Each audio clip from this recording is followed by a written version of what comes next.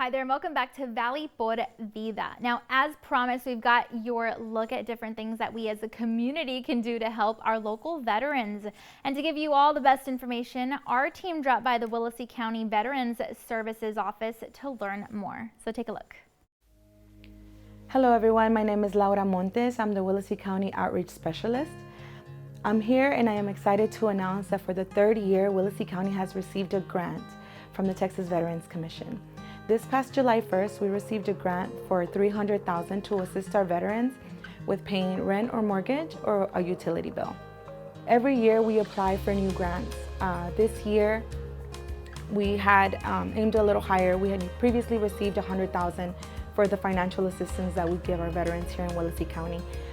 This year we went for $300,000 so that we'd be able to assist them with a few other things. So we also have assistance with being able to fund a little bit of funeral costs. Also with helping them with transportation, like fixing a vehicle, and also some assistive devices. All three of those do have some pre-approval, so we would have to be a little bit more in depth, especially when it comes to finances for those situations.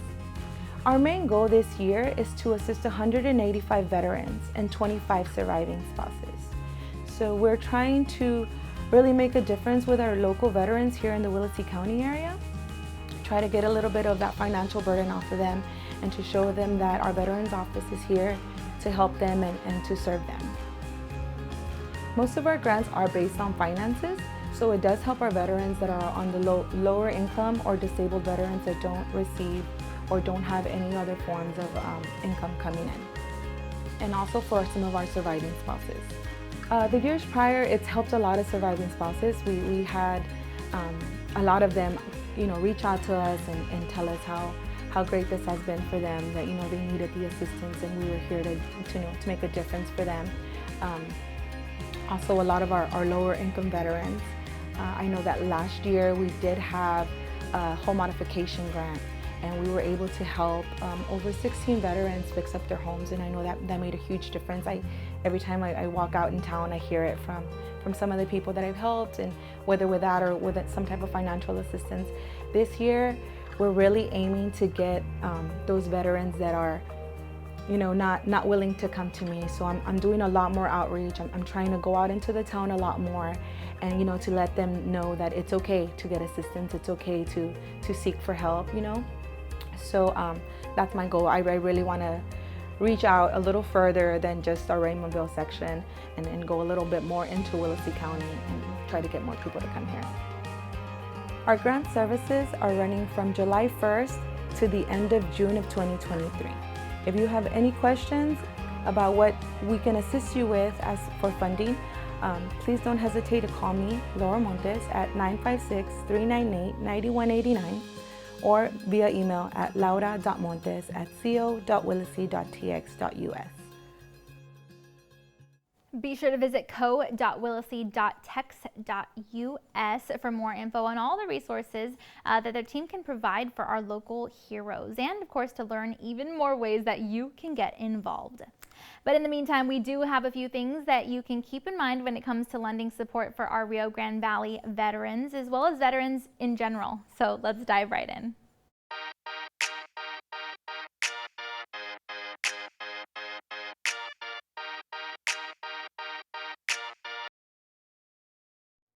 Now, according to araglegal.com, there are, of course, many mental health, medical, and family issues that come with the territory of a veteran's career and life post-career. And since, these amazingly brave individuals literally fight for us every single day or have, it's a good feeling to know that we're doing everything that we can to lend support for them in any way possible. Whether it's post-traumatic stress, severe physical ailments, or negative life circumstances like homelessness. There's just always something that we can do to help, even in the slightest way, whether, doing so individually or with the Veterans Support Office through donations or our volunteership. So step one is really just self-education. We've got to know about the issues if we ever want to step in and help fix them. This means learning about where local veterans offices are, who our local veterans heroes are exactly, and of course finding out where we can personally lend a hand. The site also says that we can help make sure that veterans get the necessary medical care that they require. And this doesn't mean opening up your wallet necessarily. I mean, we can always volunteer to take wounded or ill veterans to their doctor appointments, or those or whom, maybe are unable to drive due to career ailments. And we can always help them do research on any benefits they might need, claims, insurance, or other medical necessities. And then once they have all that info, of course, we can help them to fill out the paperwork, file, or send out any pertinent documents. I mean, it can be a lot for employees at veterans support or volunteer organizations, as well as Veterans Affairs hospitals. And our veterans deserve our appreciation. So lending our time to help them just get what they need done can go a long way. And the help doesn't have to stop there. We can even help veterans begin the process for employment upon their return, or even with something as simple as grocery or medical errands or yard work at their house. And if you're a hands-on type of person, then maybe you can look for a community or nonprofit project that allows you to build a home for a veteran. There are lots of heroes and homes for our troops programs, and you don't even need construction or house building skills to help. I mean, you can just help load materials or do supporting actions on site. After all, big projects like that require as many hands as possible, and of course teamwork, to make everything come to life. And the meaning behind the work is all the satisfaction that you'll need.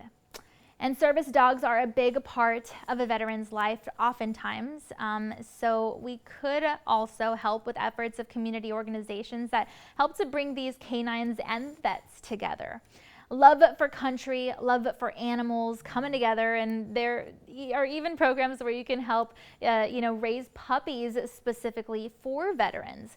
So even just helping to take care of these animals for our heroes can make a big difference in the future. The site also says that there are stand-down programs aimed to help veterans who don't have a home.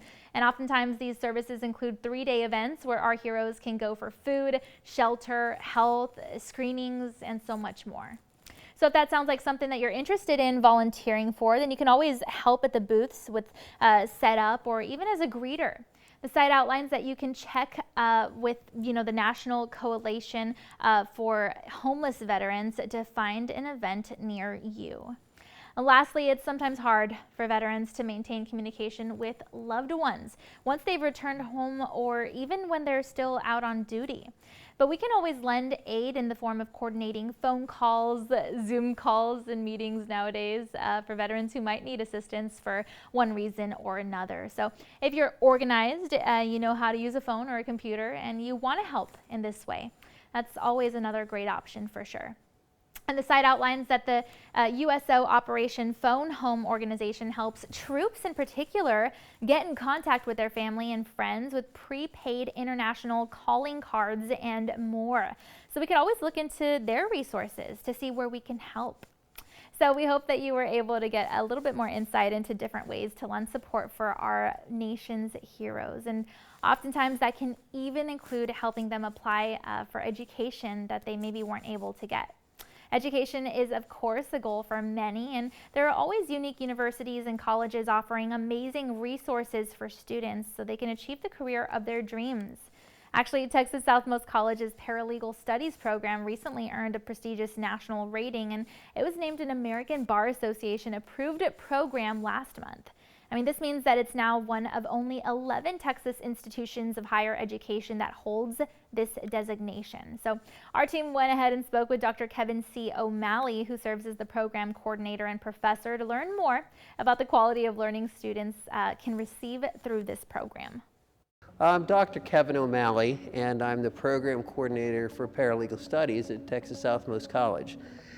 Texas Southmost College just received approval of its paralegal studies program from the American Bar Association, and we're trying to make that known to the community because there is no better program than one could have if one wants to be a paralegal than one certified by the American Bar Association.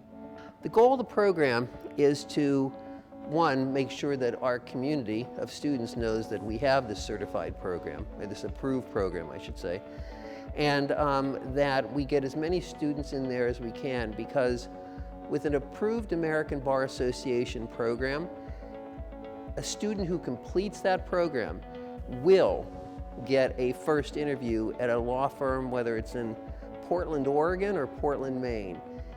The American Bar Association program is simply the tip of the iceberg. There's nothing better. And Texas Southmost College is the only one that possesses that program from here all the way up to San Antonio. Well, I think the uniqueness of the program is the fact that it's academically excellent.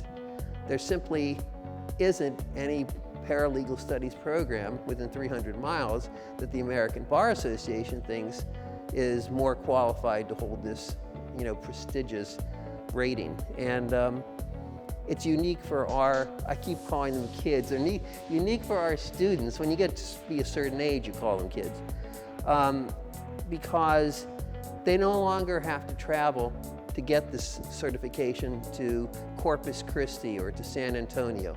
In their own backyard now, they have a program that is the best. And we're going to continue to help them achieve that. Paralegals really support the justice system in a variety of ways, like interviewing clients, witnesses, conducting important research, preparing vital court documents, and a lot more. Their role in our country is actually expected to increase by at least 12%, and in Texas by at least 25%, according to the Texas Paralegal Career and Studies Guide. So it's definitely a secure and in-demand career path. All right, well, that's all we've got for now, but we'll see you next time on Valley por Vida. Until then.